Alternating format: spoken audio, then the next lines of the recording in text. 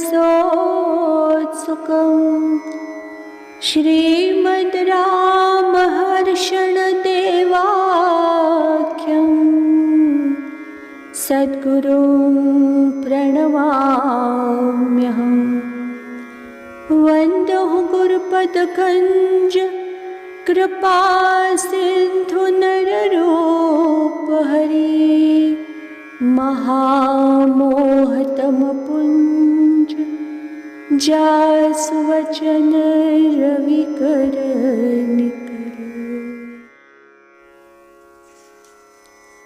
कल के भाग में हमने श्रवण किया था कि समर्पण विरोधी आचरण भूल कर भी नहीं करना चाहिए।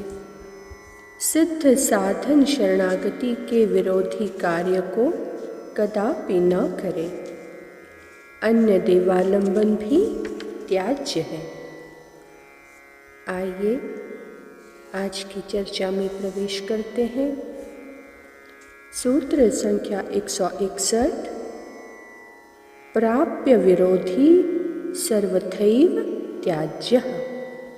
प्राप्य विरोधी सर्वथैव त्याज्यः।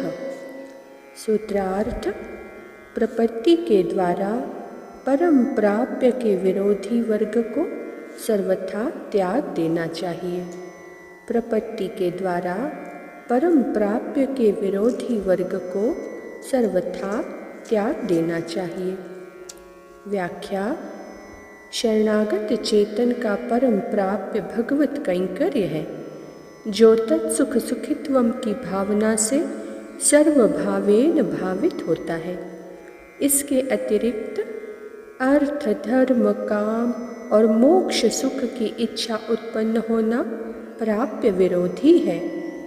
प्रपन्न भक्तों ने इनका सर्वथा परित्याग कर परम प्रभु के प्रेम से आप्लुत उनके कैंकर्य को ही वर्ण किया है।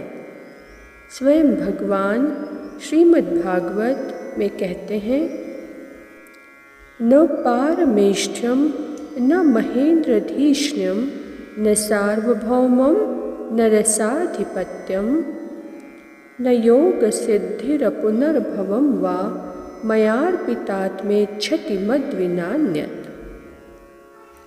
श्री रामानुरागी बड़भागी श्री भरत जी के वचन हैं, अर्थ न धर्म न काम रुचि गति न चहौ निर्वाण जन्म जन्म रति राम पद यह वरदान न आन। सीता राम चरण रति मोरे अनुदिन बढ़ई अनुग्रह तोरे। प्रभु बिनु वादि परम पद लाहूं राउर वदि भल भव दुख दाहूं। इसलिए प्रपत्ति पथ के अनुगामी को स्वर्गलोक, ब्रह्मलोक, रसातल लोक और भूमि लोक के सुख की कामना का त्याग तथा योगा विर्भूत सिद्धियों और मोक्ष सुख के पाने की इच्छा का सर्वथा त्याग करके प्रभु सेवानुरक्ति की ही परिवृद्धि करनी चाहिए। भवन्तु मेवानुचरत् निरन्तरं प्रशांत निःशेष मनोरथान्तरः कदाहमैकान्तिक नित्य किंकरः प्रहर्षयिष्यामि सनाथ जीवितम्। जैसे अबोध मूर्ति शिशु अपनी माँ के अतिरिक्त अन्य कुछ नहीं चाहता, उसे राज्य, धन, मान, प्रतिष्ठा, पुत्र, कलत्र, वाहन, मकान आदि कुछ नहीं चाहिए, मात्र माँ का प्यार चाहिए।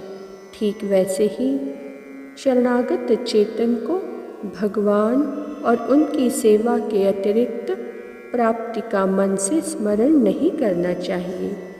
ये सब राम भक्ति के बाधक।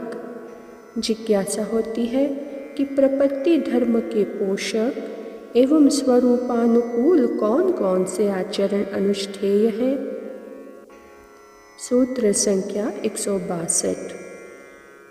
शेषभूतोऽस्म्यहं तव भगवतः। शेषभूतोऽस्म्यहं तव भगवतः। सूत्रार्थ: हे पुरुषोत्तम भगवान, यह दास आपका शेष है। हे पुरुषोत्तम भगवान, यह दास आपका शेष है। व्याख्या: परब्रह्म पुरुषोत्तम भगवान से नित्य कई बार निवेदन करते रहना चाहिए कि हे प्रभु, मैं आपका शेषभूत दास हूँ। दासोऽस्मि शेषभूतोऽस्मि तवैव शरणं गतः। और तदनुसार चर्या के द्वारा प्रभु श्री सीताराम जी के मुख कमल को विकसित करने के लिए प्रयत्नशील भी बने रहना चाहिए शरणागत चेतन को, क्योंकि स्वकर्मणा तमभ्यचर्य सिद्धिं विदन्ति मानवः। स्वकर्मणा तमभ्यचर्य सिद्धिं विन्दति मानवः। जो वस्तु नियत रूप से जिसके उपयोग में आए वह वस्तु उसकी शेष कही जाती है, तथा अन्य के उपयोग में आने की अर्हता अप्राप्त रहने से शेष धर्म को अनन्य शेषत्व, अनन्यार्हत्व कहा जाता है, जिसमें स्वातंत्र का सर्वथा अभाव और पारतंत्र का सूर्य सहज एक रस उदित रहता है। यथा श्री लक्ष्मण कुमार के वाक्यों से शेषभूत दास के सहज स्वरूप की स्थिति का परिज्ञान प्राप्त होता है। एव मुक्तस्तु रामेण लक्ष्मणः संयताञ्जलिः सीता समक्षं काकुत्स्थमिदं वचनं ब्रवीत। परवानस्मि काकुत्स्थ त्वयि वर्षशतं स्थिते स्वयं तु रुचिरे देशे क्रियतामिति मां वद। सूत्र संख्या 163। अखंडोच्चारणात्। अखंडोच्चारणात्। सूत्रार्थ: अखंड शरणागति मंत्रों के उच्चारण से प्रपत्ति स्वरूप की सिद्धि होती है। अखंड शरणागति मंत्रों के उच्चारण से प्रपत्ति स्वरूप की सिद्धि होती है।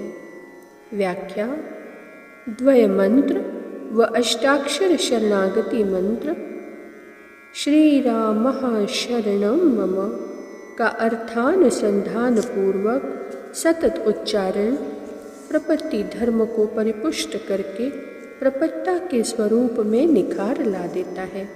जैसे नारी का स्मरण नारद जी को नारी के आकार का बना दिया था, वैसे ही बार बार प्रपत्ति के स्वरूप के अनुसंधान ने प्रपत्ति के आकार का कितने पुरुषों को बना दिया है। अतएव तवास्मि जानकी कांत बार बार कहते रहने के स्वभाव वाला अपने को बना लेना चाहिए। शेष स्वरूप के चिंतन से साधक सहज समाधि में स्थित हो जाता है, क्योंकि शेषभूत दास अपने को न अपना मानता न अन्य का, तथा अपने को न अपने लिए विचारता और न अन्य के लिए। वह तो अपने को भगवान का मानता है और उन्हीं के लिए। इसलिए भगवान जब जैसा उपयोग उसका करना चाहे करे, उसका दृढ़ निश्चय रहता है। अस्तु जड़वत बिना कुछ विचार के रहने से उसकी निर्विचार समाधि सहज सर्वकाल, सर्वदेश, सर्व अवस्था में बनी रहती है।